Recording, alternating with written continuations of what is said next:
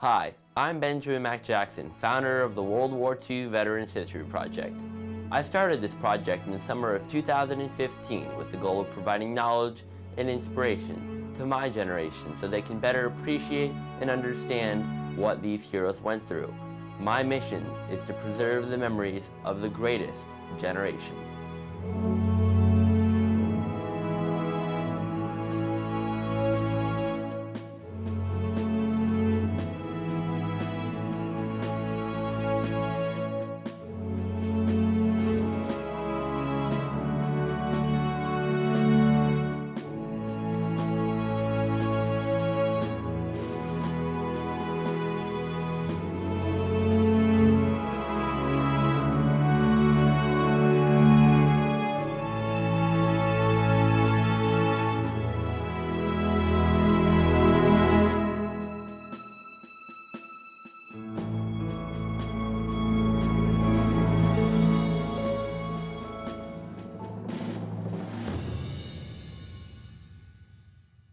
In this story, United States Marine Corps Captain Bill Cumbaa shares his experiences while serving on the islands of Peleliu and Okinawa during World War II. He talks about why he received the Purple Heart 3 times and how fierce the Japanese opposition was. Commanding a rifle platoon, Bill encountered Japanese soldiers wherever he went. This story brings you back to what life was like in the Pacific Theater of the war. Here's his story.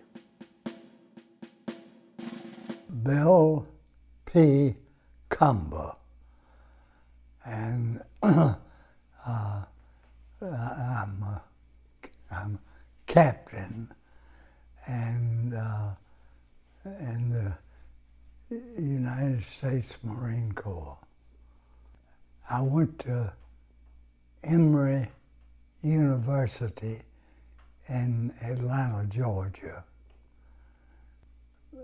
My basic training was at Paris Island, in both of the major operations that I was in. I was a rifle platoon leader. 1st Marine Division, of which I became a member, participated in 4 different operations. Guadalcanal was the first, Cape Gloucester was the second, Peleliu was the third, and Okinawa was the 4th. I was actually sent overseas as a replacement for Cape Gloucester. But as it turned out, they didn't have as many casualties on Cape Gloucester as they had anticipated, and so I wasn't needed there. And so as a result, I was sent down to a little island called Peleliu. And as it turned out, Peleliu was to become the home base of the 1st Marine Division in the South Pacific.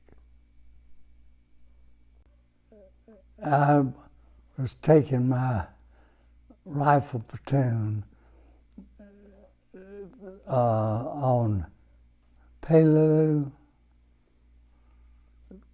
through a thick swamp, and we could see in the far distance there's a big mountain range, then we were headed towards that.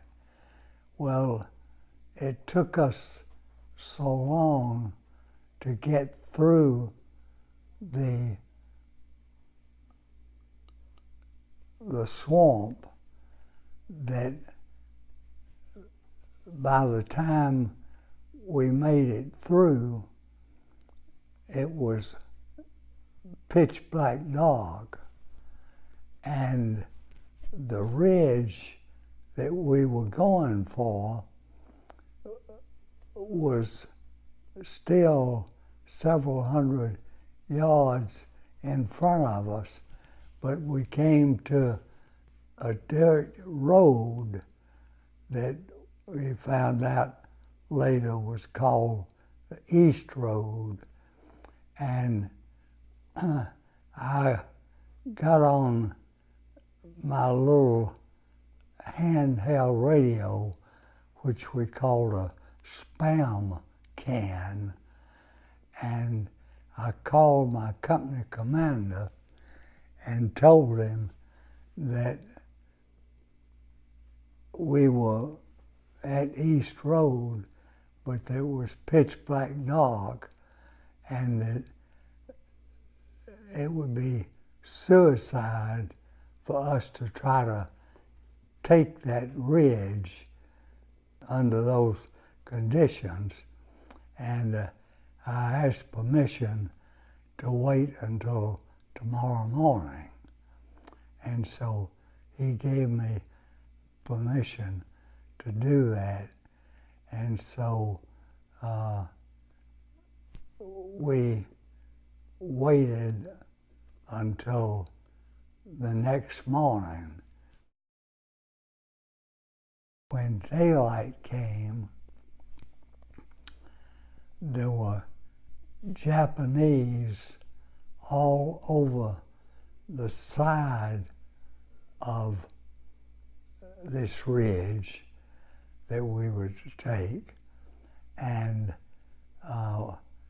we were down at an elevation about 4 or 5 feet below the surface of the road, and so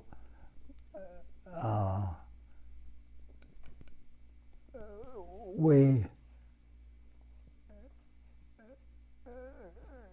said that it was just, we were in an untenable position, and that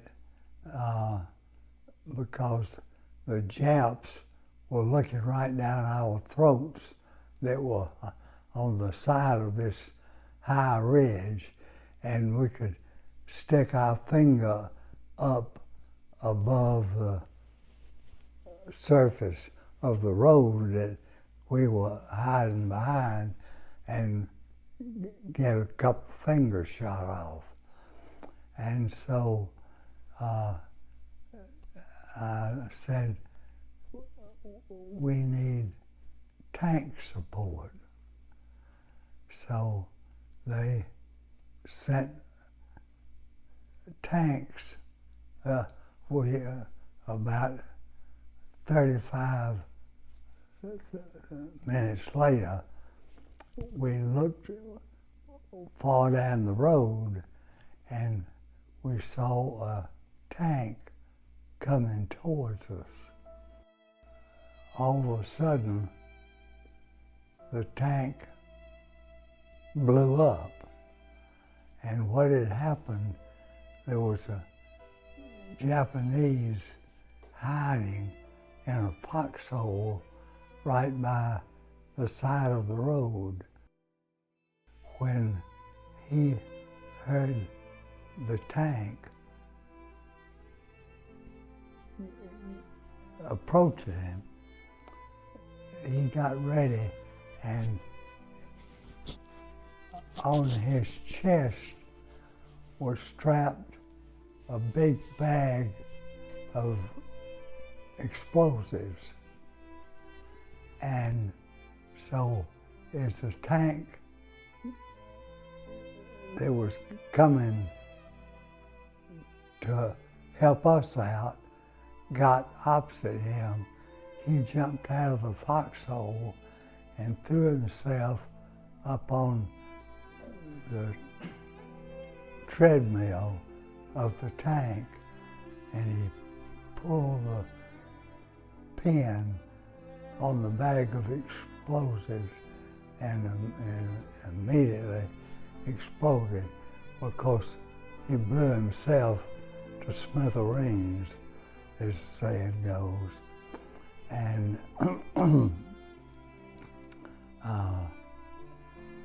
so they found out what had happened and sent a second tank in, and the same thing happened to it. And when the third one came along, I stuck up my rifle so the tank commander could see it, and so he drove down to where I was, and I knew enough about tanks to know that there was a telephone on the outside of the tank that I could talk to the tank commander. And so with the protection of the tank from the Japs that were on the side of that ridge, I was able to talk to the tank commander, and I told him, I said, that ridge is full of Japanese, and I said, we stick our finger up and get it blown off.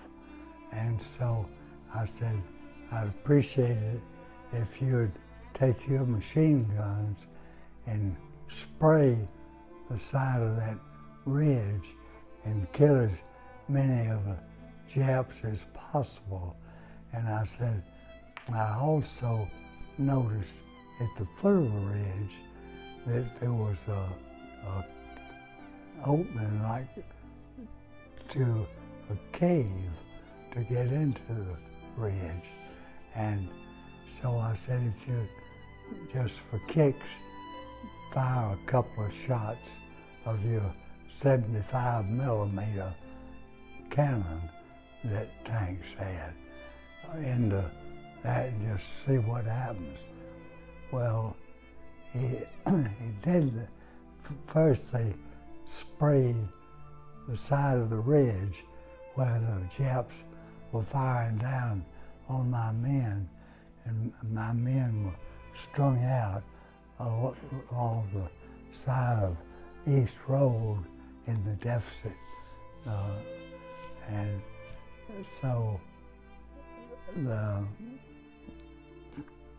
as soon as he fired those 75mm shots in there, the Japs started running out of the hole, which was a part of the ridge. And we found out later 52 Japanese ran out towards the tank, and they just, as fast as they ran out, my men or the machine gun of the tank killed them. And there was a stack of 52 dead Japs just piled up. And so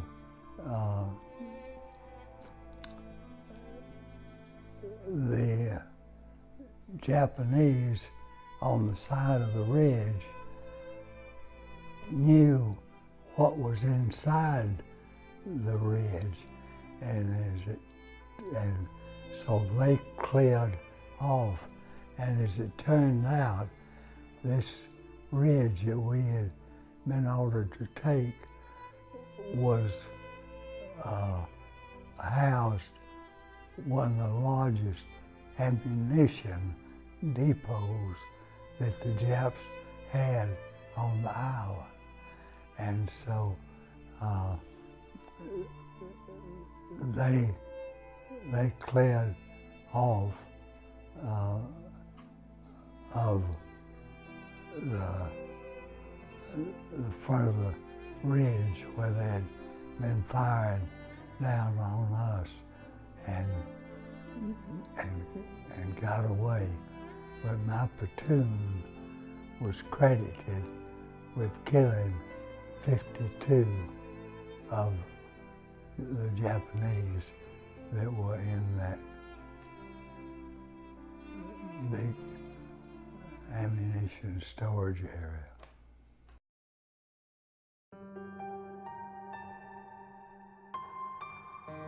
Peleliu was such a small island, and on Peleliu,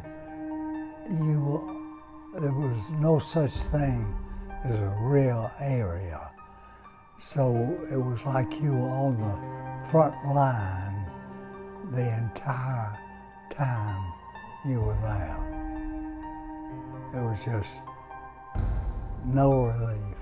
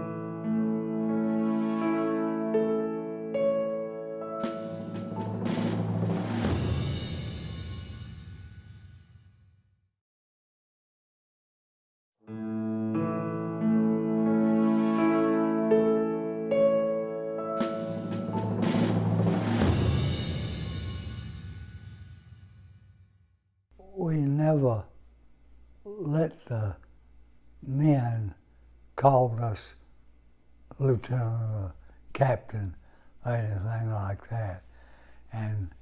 But my nickname was Wild Bill.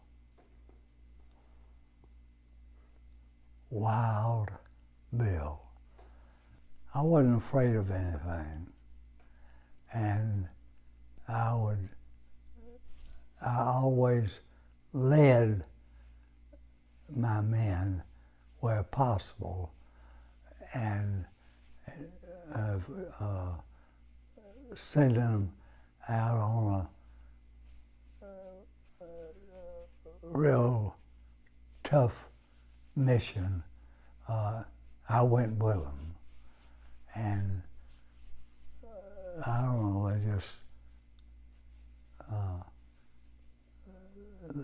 they knew that I wasn't afraid and that I'd do anything, and so somebody stuck that title to me. I was wounded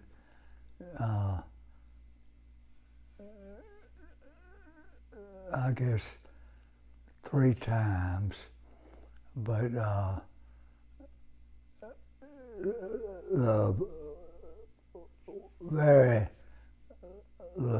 last time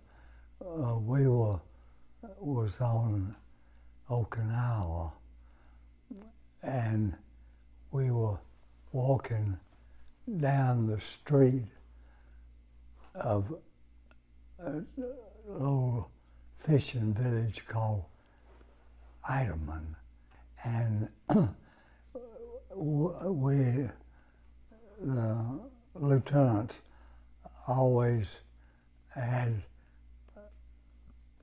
what we call runners,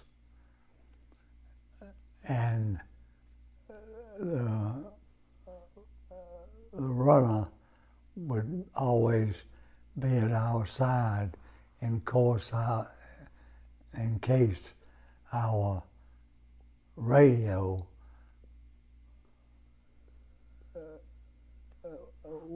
was shot out of our hands or something like that, and we needed to get word back to the company commander. The runner would run back and relay the message himself. And the Japanese had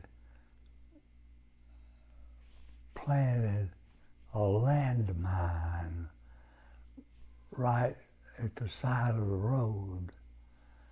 And as we were walking down the road, my runner stepped on the landmine, and it exploded, and it jumped up and blew off both of his legs just above the knees. And he died 3 days later aboard a hospital ship.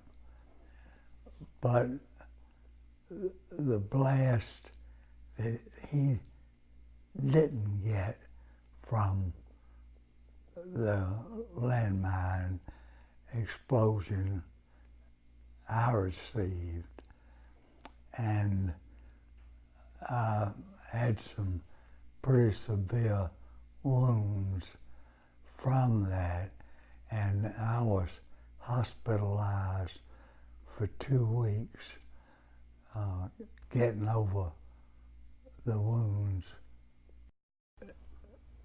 We stayed in 16-foot square pyramidal tents, we call them, and they had a big wooden post in the center to hold them up. And this picture of Carolyn, who turned out to be my wife, was in a cardboard frame that, like I'd gotten from the photographers. And so I had made friends with our battalion armorer. And so he came up to visit me one day, and so he saw this picture nailed up on the center pole. That's where we put the pictures of our wives and girlfriends and so forth. And so he said, Bill, he said, that's not going to last any time over here in the South Pacific. And I said, well, that's what I have. And so he said, well, let me see what I can do. And so 2 or 3 weeks later, he came up to see me and brought this frame. And so the plastic part of it is from the windshield of a Japanese Zero. That's one of the most popular aircraft that the Japanese had. And so he had found one down out in the jungle someplace, and so he got that and made this frame. And the metal part was from a can of dehydrated potatoes. They came in 5-gallon cans, and so he used one of those cans to make this, the back part. And this, he knew it would be good because that would mash down, and that would, I took it all over Pacific in my sea bag. So, because it would lie flat and be protected. She wrote me every day for the over 2 years that I was overseas. And sometimes I'd get 15 or 20 or whatever letters at one time, because naturally when we were in combat, they weren't delivering mail to us. And so, but anyway, she wrote me all those times, and when I found out that I was actually going to come home, then I wrote her and told her to go ahead and plan the wedding whenever she wanted to, and that's what she did.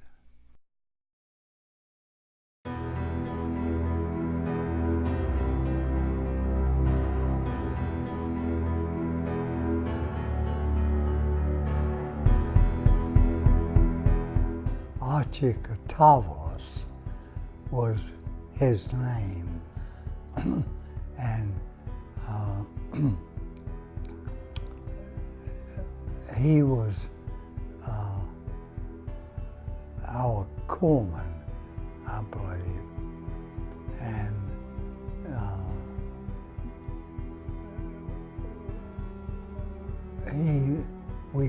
we called him Greek.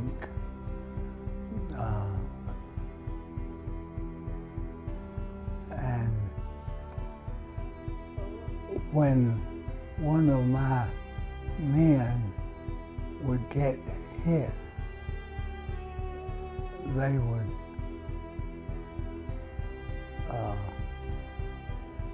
call for Greek, and he would always go immediately to the place where my man, had been hit. And of course, the Japanese knew when they had hit somebody, the corpsman knew that when they were going out to help someone, they knew that the Japanese had targeted that guy, but they did it. And there was a corpsman was some of the bravest men that I met during the war. I used to say that if the guys who planned the wars had to fight them that we wouldn't have anymore. After the war, Mr. Cumbaa moved right here to Leesburg, Florida, and went into the movie theater business. Mr. Cumbaa is 96 years old and still lives in Leesburg. To learn more about the World War II Veterans History Project, please visit our website at www.veteranshistoryproject.com. We look forward to seeing you again for more exciting stories from the greatest generation.